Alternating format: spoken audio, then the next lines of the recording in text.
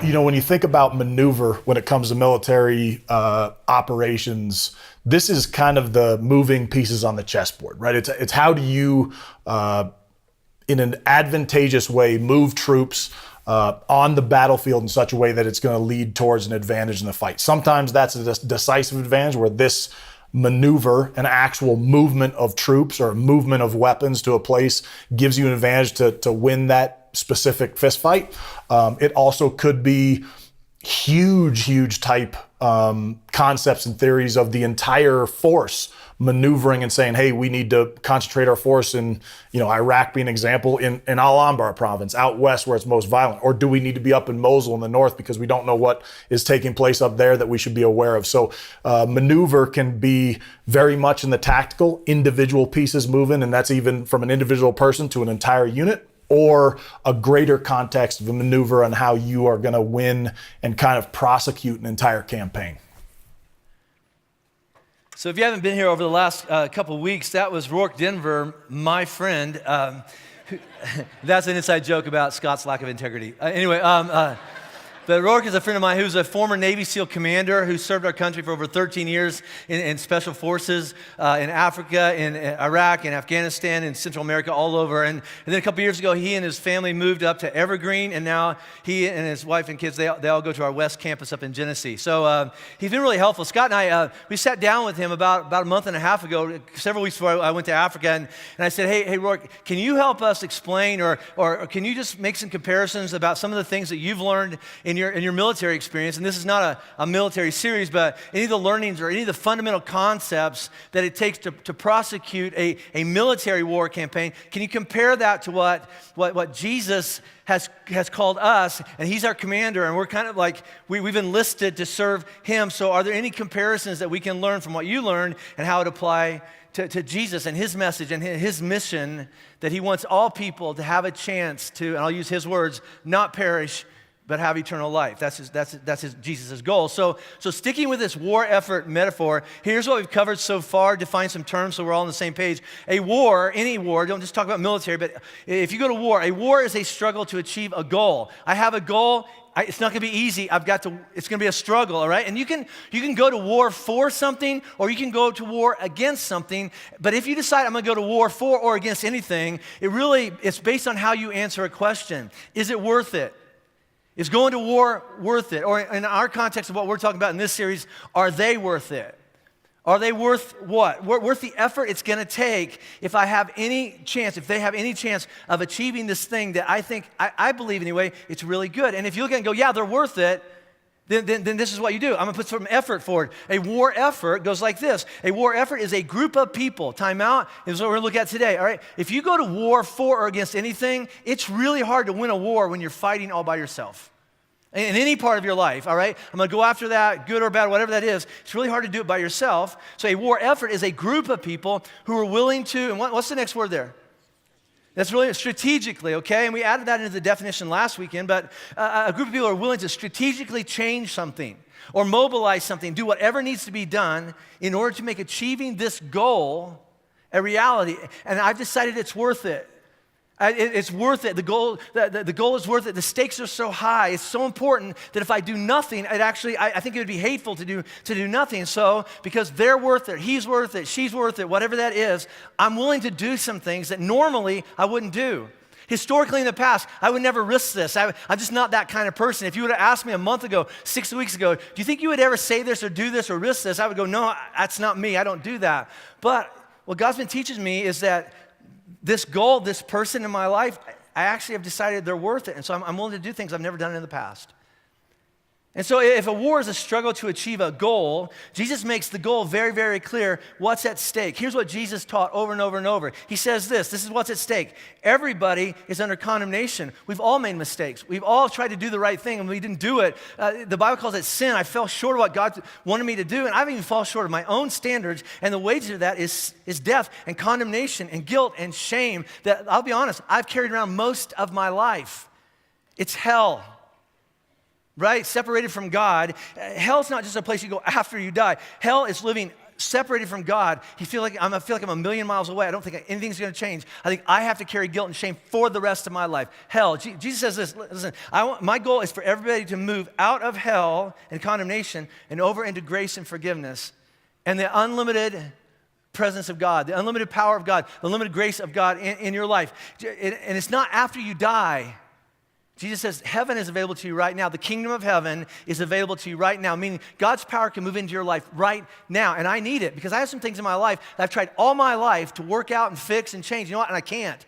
On my own, it's impossible. But with God in my life, impossible things become possible. I'm facing things in my life. And God says, I can jump into your life right now. Not some castle you go to after you die, after your funeral. I mean, heaven can be a part of your life right now. Jesus says, my goal is for everyone to have at least a chance to make a decision to move out of hell and condemnation and into heaven and grace and mercy and forgiveness. And then he says this, and I'm the only one that can do that for a person. I'm the only one. I'm the way, I'm the truth, and the life. And I'm the only way out of condemnation and over into God's presence. And here's what we've been looking at the last couple of weeks. Really hard thing. Either that's true, and if it's true, it has to be true for everyone, or it's not true for anyone, because it can't be just true for some people.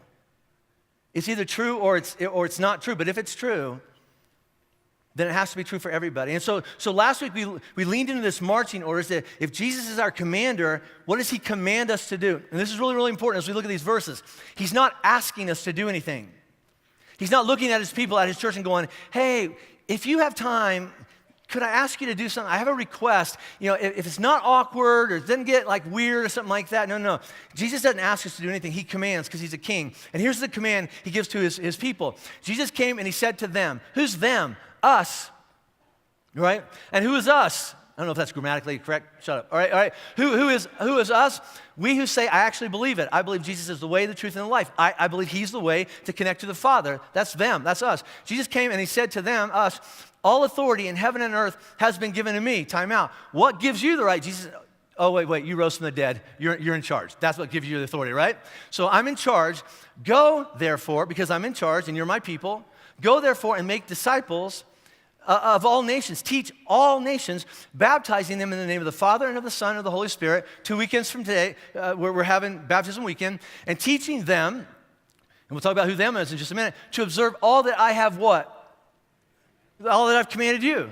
And when you go teach other people what I have commanded you, and behold, or I promise, I'm with you always to the end of the age. So I'm not telling you to get up out of this room and do something on your own. I will go with you. But here's what I'm telling you to do. Get up out of this room and go. Get up. Don't just come in here and have this holy huddle once a week going, oh, the world's so bad, but at least we have each other. That's not church. All right? Get up out of this room and go. Go where? Well, everywhere you go. Like what does that include? Everywhere you go. Like school? Absolutely. Work? Yes. Lunch later? Absolutely. Everywhere you go. And what are we supposed to do as we go? Teach. Teach who? Well, eventually, maybe all the nations. Maybe eventually you're going to be that person, all right, who maybe you're going to go with me someday. You're going on an airplane. A month ago, I was in Nairobi. I had like 6 nations represented in one room. I'm teaching nations, all right? And maybe one day you'll go and you'll do that, all right? Maybe you'll go on a mission trip with us and you go over and you'll work in our clinic over in Afghanistan. I don't know. Most of you aren't doing that this week. Anybody going to all the nations this week?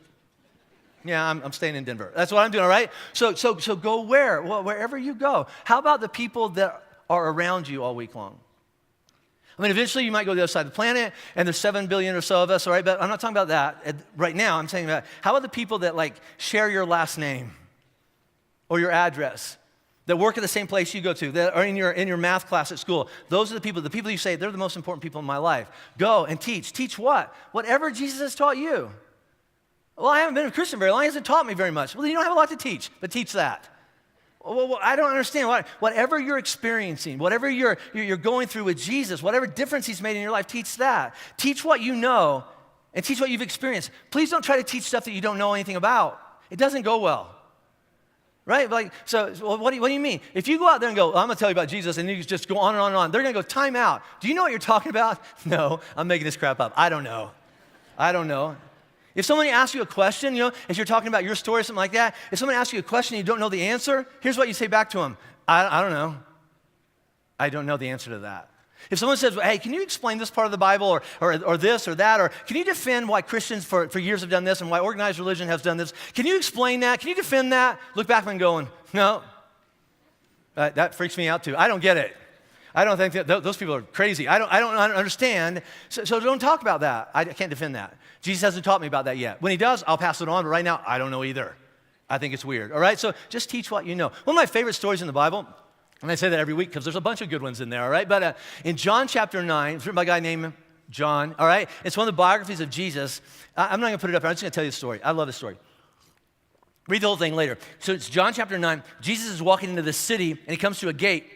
Such a great story, right? And sitting by the gate is a man, and all we know about this man is he's been blind from birth. All right? And so he's of age, all right, which means he's probably in his 20s or 30s, but he's been blind from birth, which means this, he can't live independently. So probably what happens is his parents lead him out from the house every day, sitting by the gate, give him a cup and go, beg for money, we'll come back and pick you up around 6. Right? That's his life, and it's been going on for like 20 or 30 years. He goes out there, sits him down, puts a cup in his hand, beg for money, we'll come pick you up later. Jesus is having a discussion as he's walking into this town, and some of his followers look at him and go, hey, see the blind guy? Why is he blind? Why is he blind? Is it because his parents were bad people and God's punishing him? Is that how it works? And Jesus looks back and goes, no. That's not how it works. All right, so write that down. So my kid's not being punished because of my... No, it's not how it works, all right?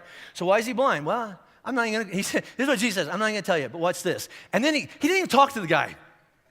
So here's this blind guy just sitting there going, maybe they're going to give you some money. They're having an argument. I don't know what it's about. All right, but he's sitting there, and Jesus comes over. It doesn't speak to him at all, all right? This is so crazy. Spits in the dirt, okay? Jesus spit, all right? And then he makes mud out of it, takes the mud, wipes it in the guy's eyes and goes, if you want to see, if you don't want to be blind anymore, go to the pool of Siloam on the side of the town, wash your face, and you'll see. And then he walks away. And you got to think if you're the blind guy, you're like, that was weird. All right, that was weird. That's never happened to me. No one has ever walked up to me, spit a loogie in the dirt, rubbed it in my face, and went, if you want to see it again, go wash in that pool over there. But you know what?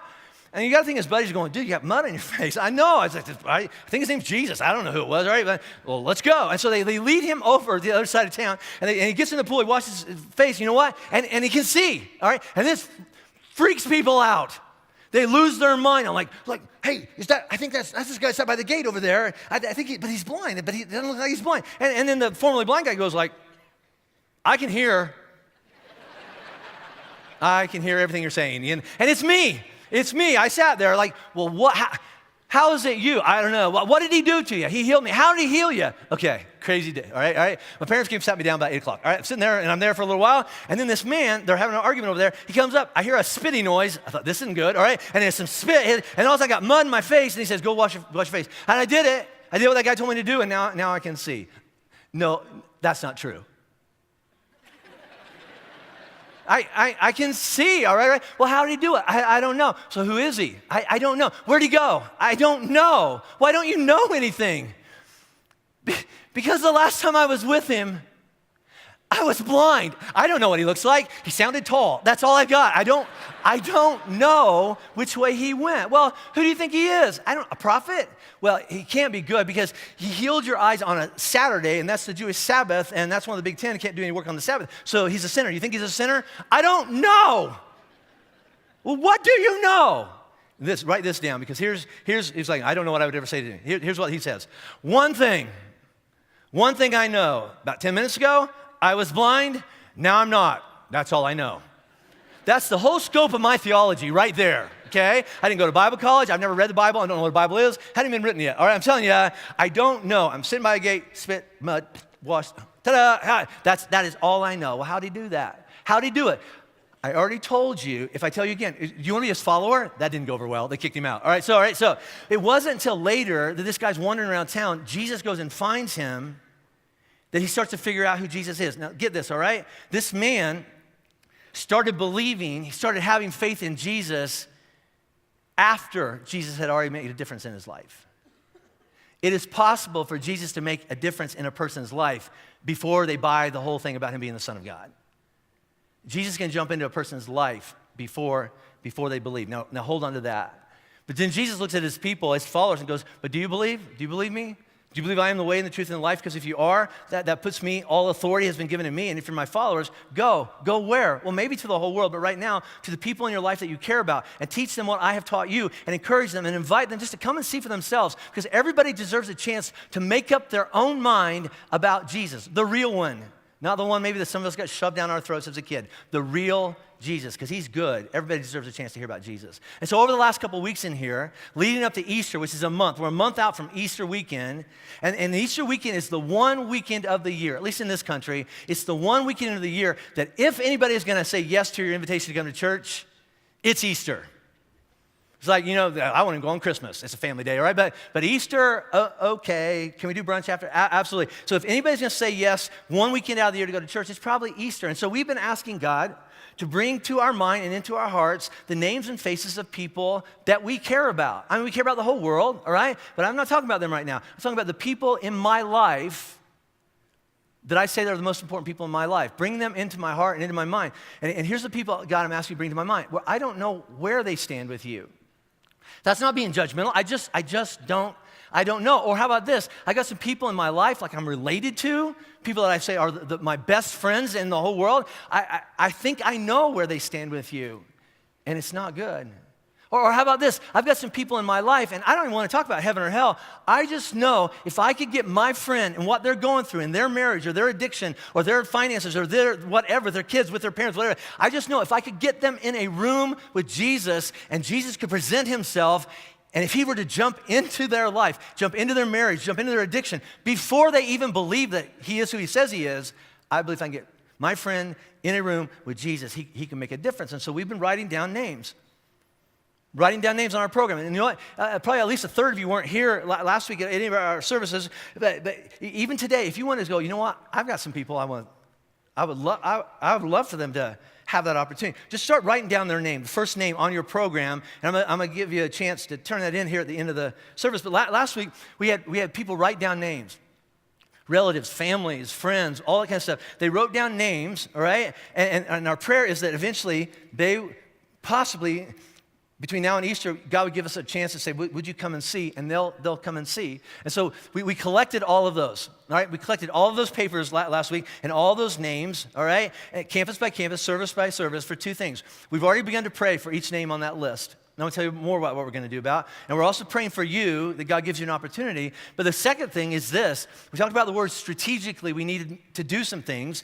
And so we've spent this whole week counting up the number of names of people, friends, family people, members of your life, and just realistically, if they all said yes, what would we be looking at? Because we're trying to invite our friends and people we care about to come and see Jesus and actually have a good experience. And possibly, here's our end game, right? Willing not just to come to Easter weekend, but actually to get in the car with you on the way home after Easter and say, I know I just committed to the 1 week, but can I come back and hear the rest of what he was going to say about Jesus?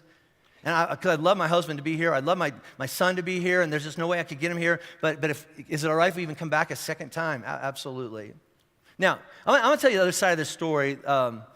About 3 or 4 weeks before I left for Africa, so back in January, Scott and I, we were sitting down and we were planning out this whole series, and we knew, it was going to start on this date and it was going to go all the way to Easter, and we were going to focus on those verses of if Jesus is our commander and he has all authority, he looks at his people and goes, if you really believe me, go and share your story, go and tell what God's doing in your life, and then, invite somebody to come and see and make up their own mind about Jesus. So we knew that this whole thing was going to be about outreach. Go and reach out to your friends and see if you can come here, all right? So we had the whole service planned out. We had a lot of the weekend talks all planned up leading up to Easter. But then I was riding around my truck earlier this week, and I had this horrible aha moment, and it goes like this: I don't think they'll do it.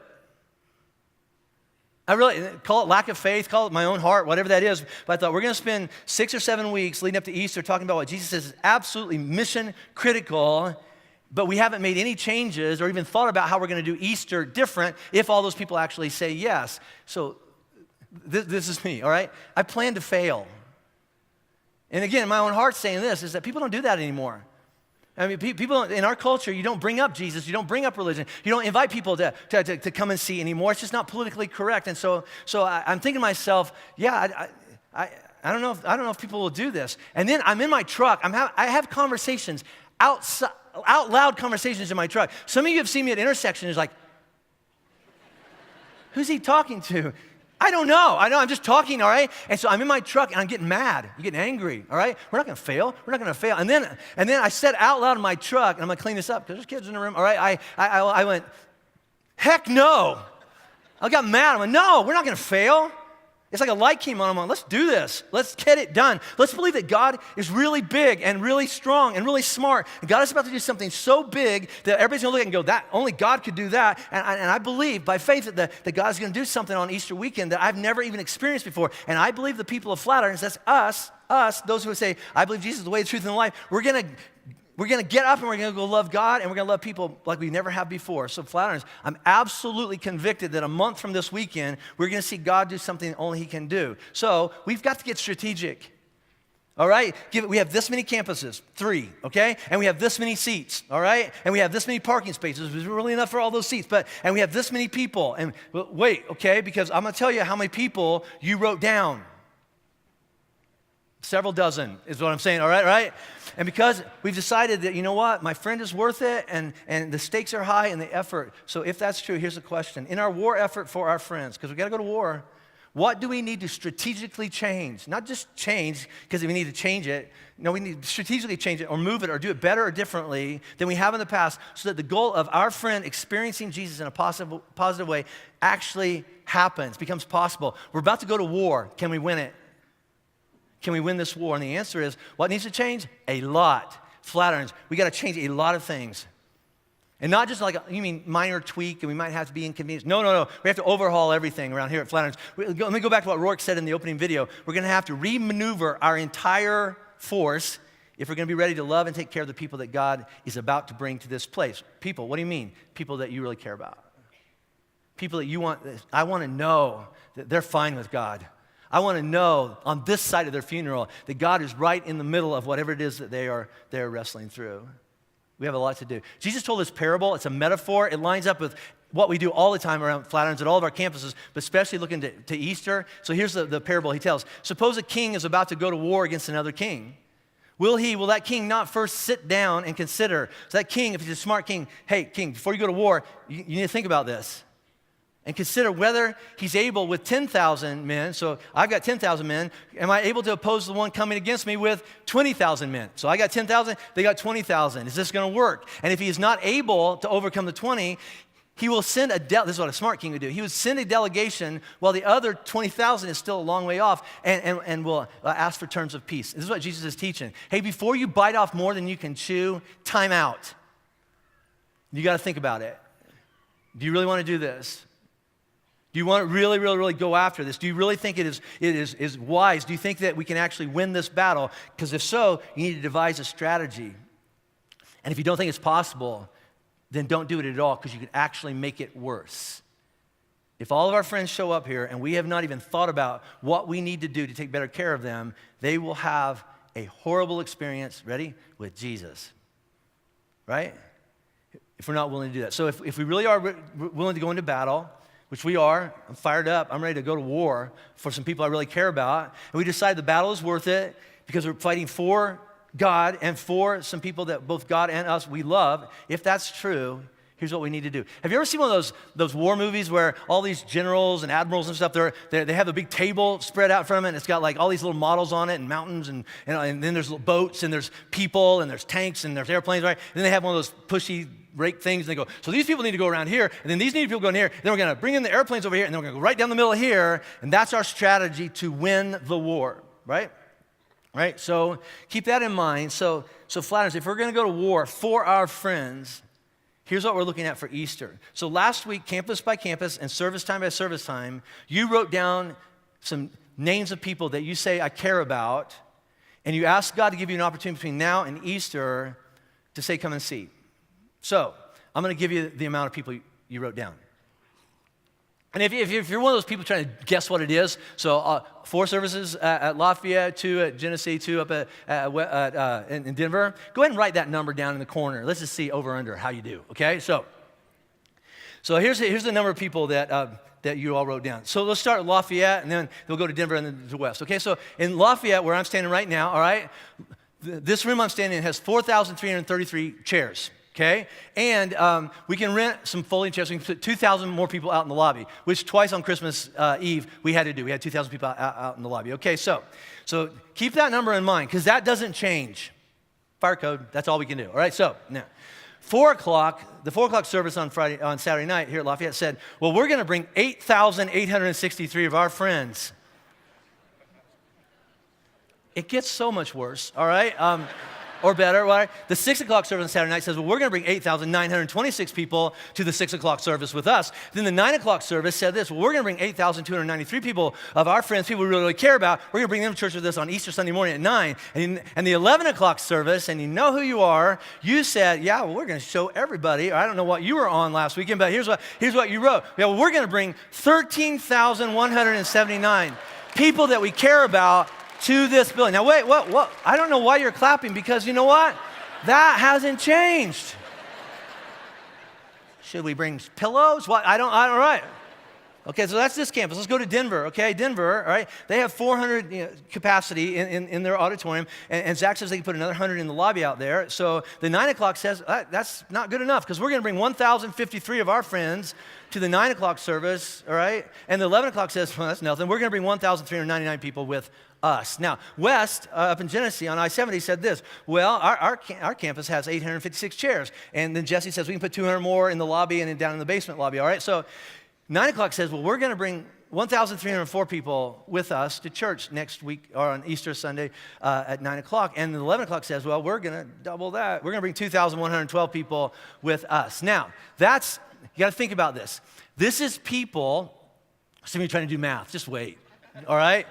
These are people that don't yet go to church either here or anywhere. You want them because you love them and you care about them. I just want them to have a chance to bump into Jesus, okay? So let's go back, because those are people on top of the people that are already planning on coming on Easter. Okay, so let's go back and let's put those numbers alongside with the people that were here last Easter, because this is an addition to that, okay? So here at the Lafayette campus, we added 2 services. The noon service, we had 3,402 people show up. The 2 o'clock service, we had 3,469 people show up. Now, the 4 o'clock service, that's going to bring 8,863 friends with them, we added attendance of 4,804 people. The 6 o'clock service had 4,498 people. The 9 o'clock service had 5,876 people. And last year on Easter morning at 11 o'clock, we had 7,447 people here at the Lafayette campus, and they're going to bring some friends. Denver, okay? Denver, so last year at Easter, they were down at the Paramount Theater. They only had 1 service, but they had 684 people show up at that. Currently, the Denver campus in their new place, they're averaging 888 people a weekend. So we don't have a comparison. Let's just say divide it in half, 444 people at each services on top of the people they're going to bring. West Campus up on I-70, all right? They added a Saturday night service at 6 o'clock. They had 813 people show up to that on Saturday night. The 9 o'clock service had 859 people show up, and the 11 o'clock service had 1,103 people show up. So let's do some math. You all think this is water. It was last night. It's not today. All right, but anyway.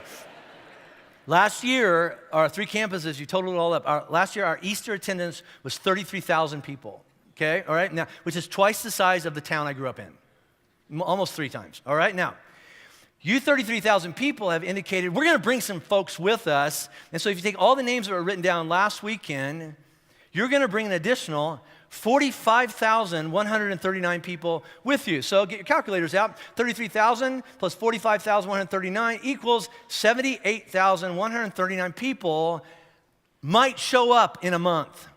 All right? And some of you going, that would be awesome, wouldn't it? But let's be realistic, okay? Let's be realistic. So you wrote down a bunch of names. They're not all going to say yes.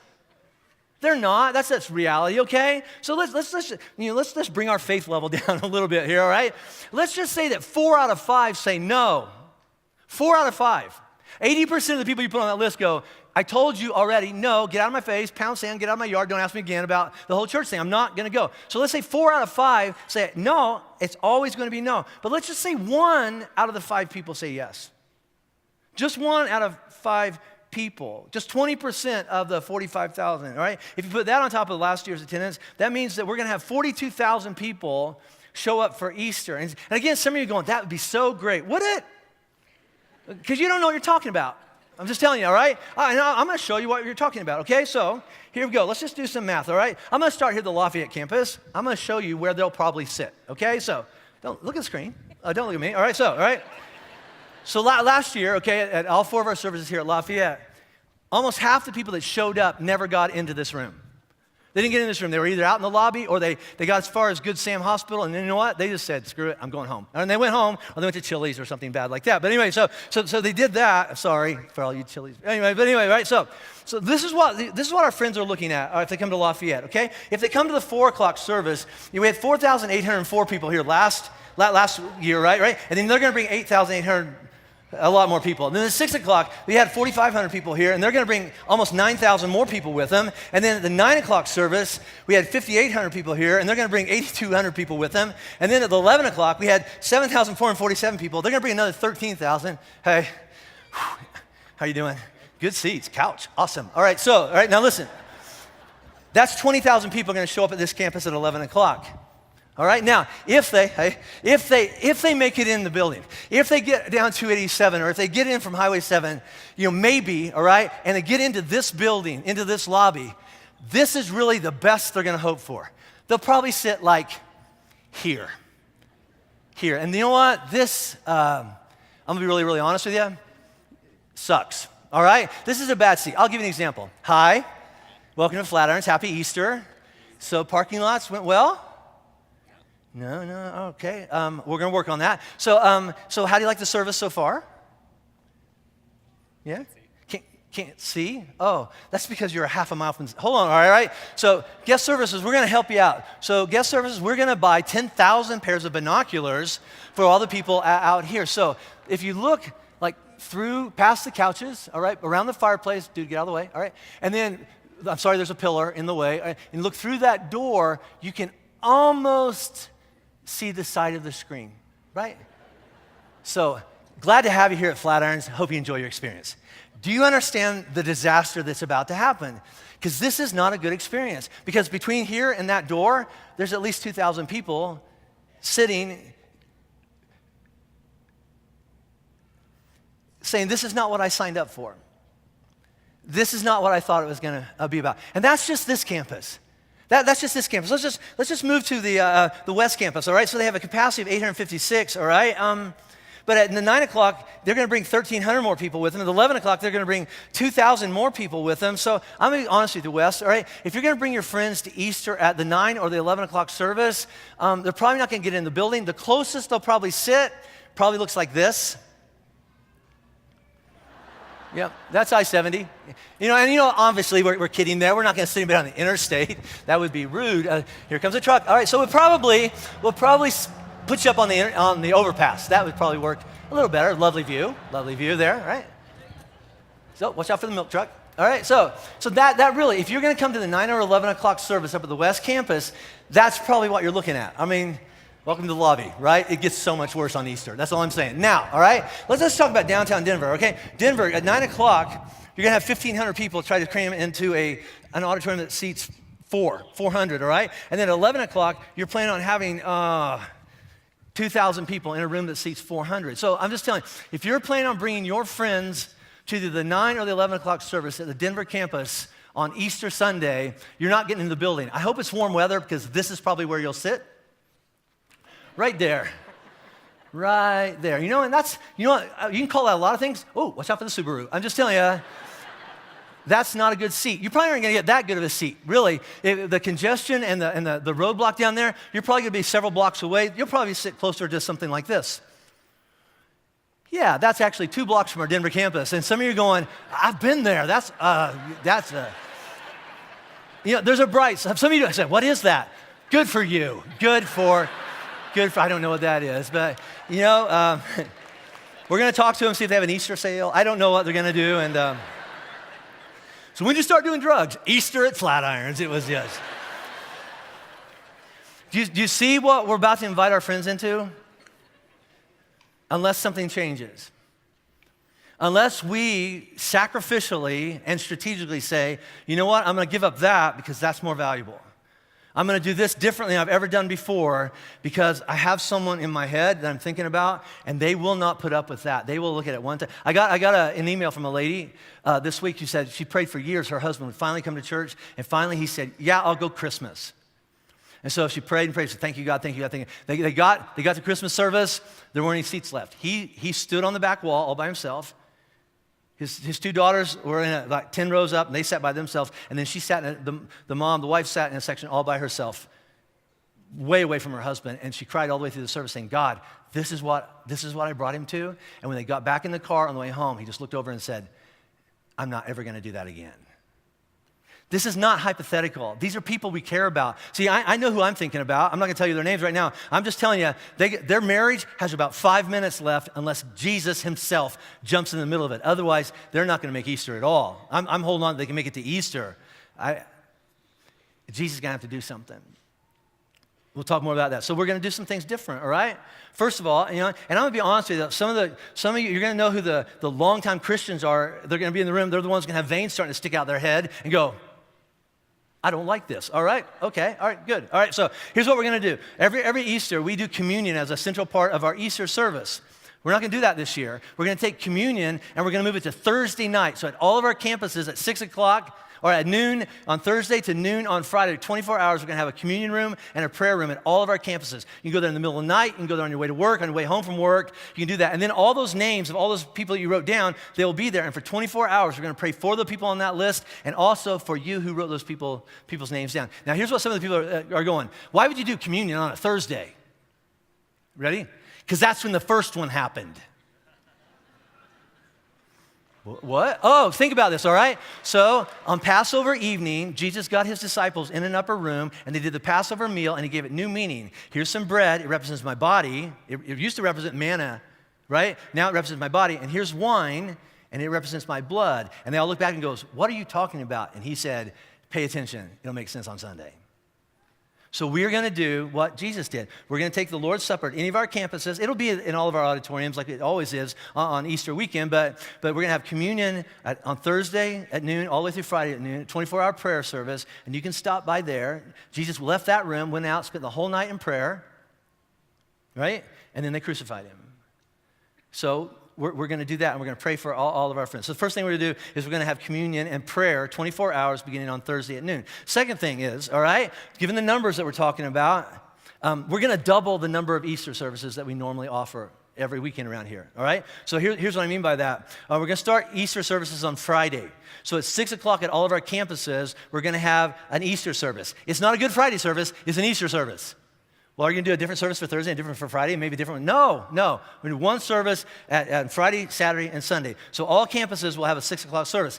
Saturday, all right, we're going to add services at the Lafayette campus. We're going to start at 10 in the morning, 10, 12, 2, and then we're going to have our 4 o'clock and our 6 o'clock.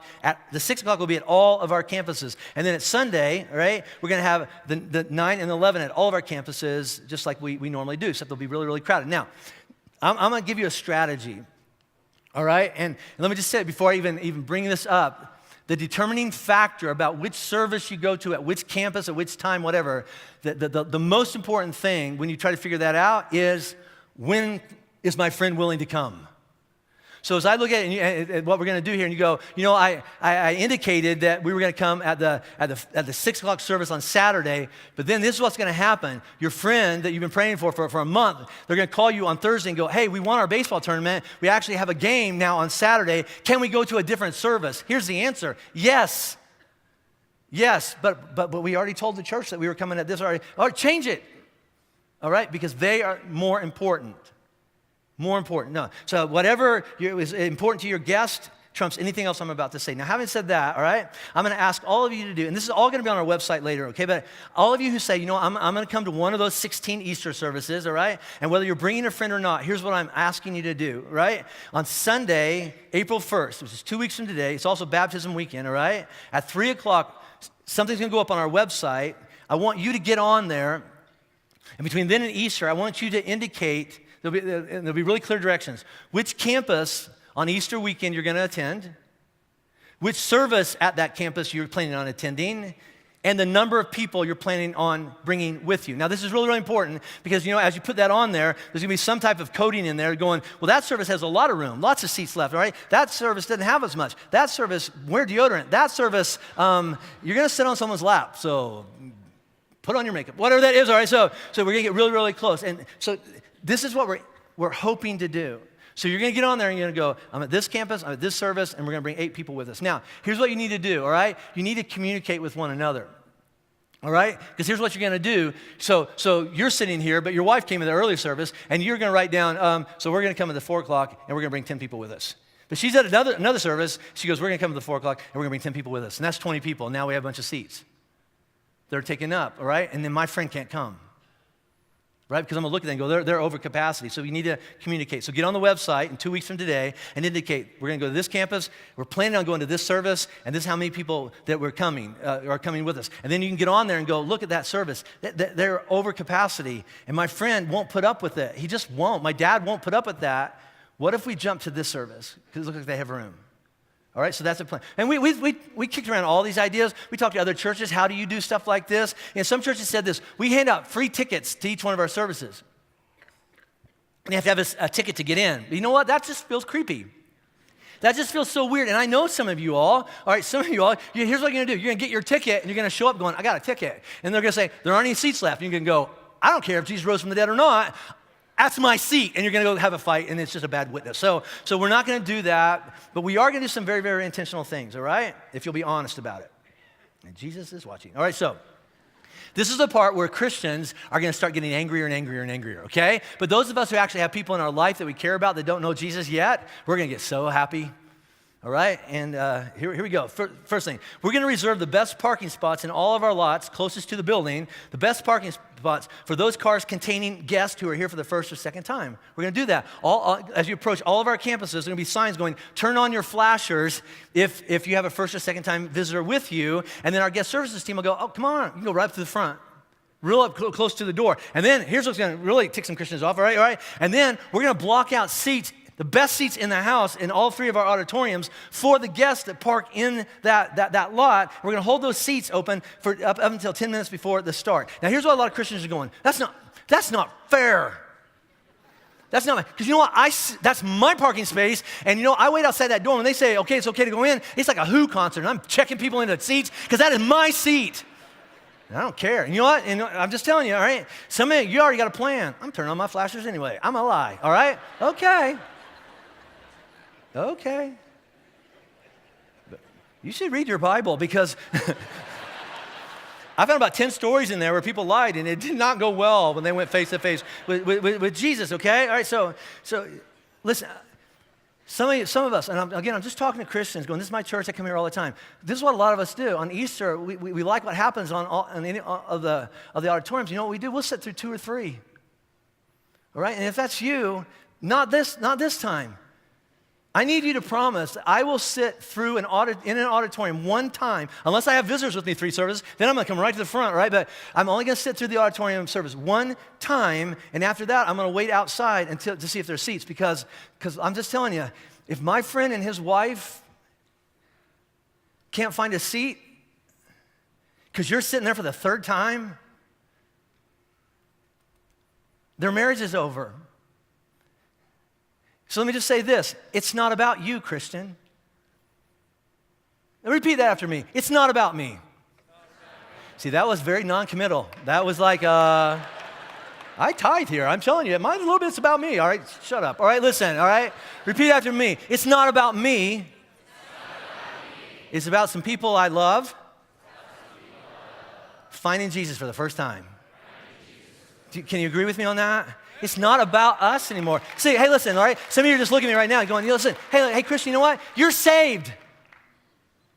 You're as forgiven as you're going to be. You have grace covering you right now. You have the Holy Spirit available to you right now. As a matter of fact, right now, if you're going through something in your life, you can say, Jesus, will you help me? And he'll say, yeah, I've taken all the division away. What can I do? How much power do you need to get through this? But you know what? My friend doesn't know Jesus. And so he's trying to work out his marriage on his own. And on our own, it is impossible. But with God, here we go, all things are possible. I just want my friend to have a chance.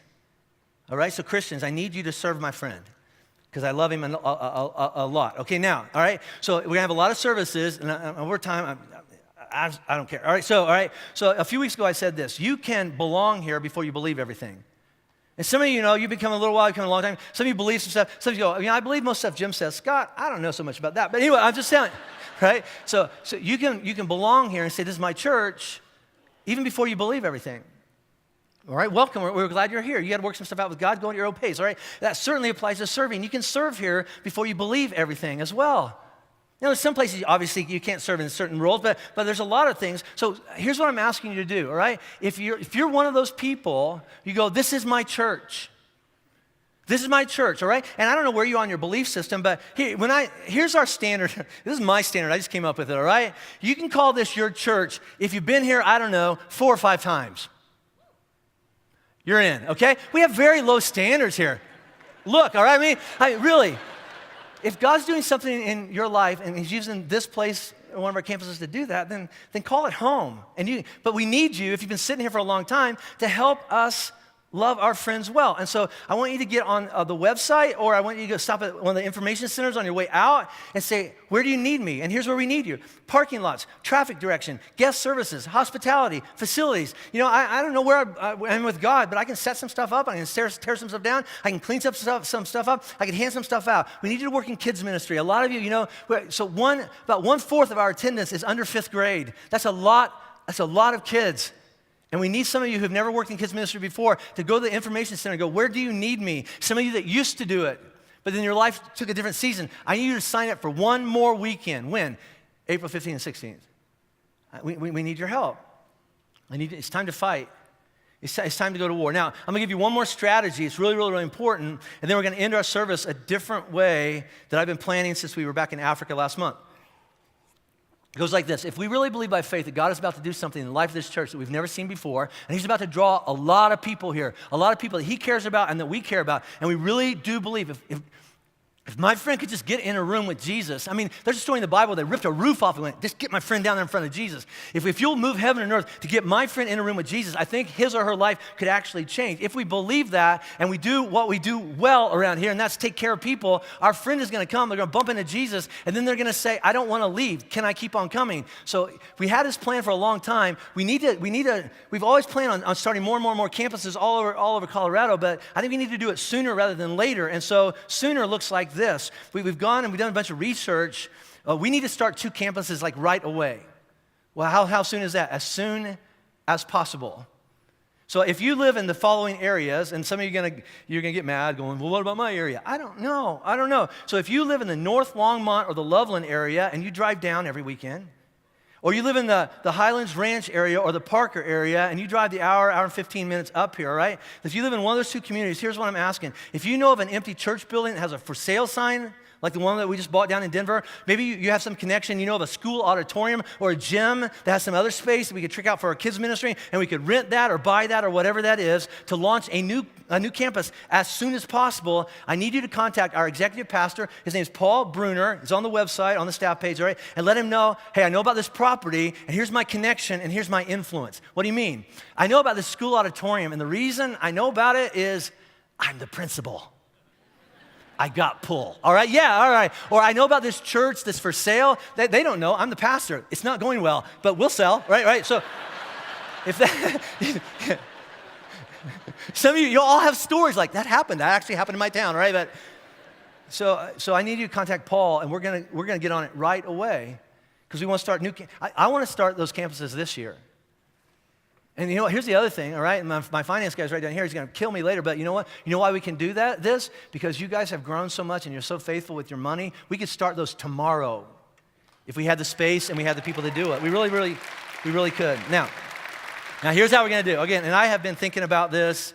I've been thinking about this since way back in February when I was in Africa, all right? So I'm in Nairobi last month, and I'm sitting there with about 400 men from 6-7 different countries, and we start singing the song that we just sang. We just taught you a minute ago. Here are the lyrics to that song. It goes like this: I'm no longer a slave to fear. But do you remember when you were? Do you remember when your past owned you? Do you remember when what happened to you defined you? Do you remember when you tried to break that, and I don't want to think about that anymore, and that's not a big deal anymore, but every once in a while it would just reach out and it would grab you, and you were a slave to what happened in your life. And then for some reason, I don't know, God rearranged the universe in such a way that you got to meet Jesus, and he set you free from that. Now, there's still memories and pain and scars, and you're not completely healed, but it doesn't own you anymore, remember, right? Now I'm no longer a slave to fear. I am a what? Remember? A child of God. There's a line in that song, I just love it. It says this, it says, hey God, you split the sea so I could walk right through it. Do you remember last summer, Ben stood up here and he talked about, I'm in a faith crisis. I don't know if I even believe in God anymore, all right? And he's like, I feel like Moses, and I step up to the sea, and I look at God and go, God, you got to do something and get me to the other side of this, because if not, I'm just going to die right here. Have you ever felt like that before? God, I'm in a place in my life that if you don't open it up and get me to the other side of it, I will drown right here. He split the sea so I can walk right through it. He drowned my fear in perfect love. He rescued me so I can stand and sing, I am a child of God. So we're going to sing that for ourselves, but here's what I want us to do, okay? So here's 15,000 of those names. So Grace and Josh might show up. Someone in this room probably wrote that. Michelle might show up. My boys. Javier, he might show up. Robert might show up. So here's what I want you to do, all right? And I'm going to spread these out, all right? And if you have written down names in this service, here's what I'm going to ask you to do. As we sing this song, will you come up here and put them on the front of the stage so we can begin to pray for them too, all right? But here's what we're going to pray. We're going to sing this song maybe in a different way than we've ever sang a song before. You can sing it for yourself if you need to sing it for yourself, but here's what I'm going to ask you to do. Would you prophetically sing it, believing that on Easter, we're going to sing this song on Easter. I haven't told the band yet, but we are, all right? Can you just close your eyes and picture your friend or your dad or your brother or your son or your neighbor or whoever it is that is on your list? I want you to just look ahead 1 month and picture them standing there beside you, and you look over going, I wonder what they thought, And then you look over and they sing this song, and there's a tear running down their eyes because they're finally going, you know what? I'm free. Your son is finally free. Your marriage actually might work out, because you actually believe for the first time in a long time, they believe they are a child of God. So stand up, all three of our camps, let's stand up. And as we sing this song, you can think about yourself if you want, but I want you to picture whoever's name you wrote on this paper, that one day, a month from now, they're going to stand in a room like this at one of our campuses, and they're actually going to believe for the first time that my life is not over, my past does not define me, I've been set free, and I'm a child of God. Do you believe that could happen? By faith, I say it's going to happen, all right? So, Father, in the name of Jesus, we bring these names before you. You know every name. You know every relationship. You know every hurt, every burden, every broken part of their life. You know all the parts of it. And you say, I've been waiting for Jared to show up. I've been waiting for Joanne to say yes to an invitation. And Mike, he's going to say yes this year. He said yes every other time, or no every other. And you know what? Sharon's going to come finally. And Jesus, you have prepared everything. And so we're just going to get up out of this room. We're going to go in your name. We're going to share a little bit of our story. And we're going to believe by faith that they're going to stand beside us maybe in a month and go, I'm no longer a slave to fear. I get to stand right now for the first time in my life and say, I'm a child of God. We believe that, and we sing that by faith. In Jesus' name we pray, amen.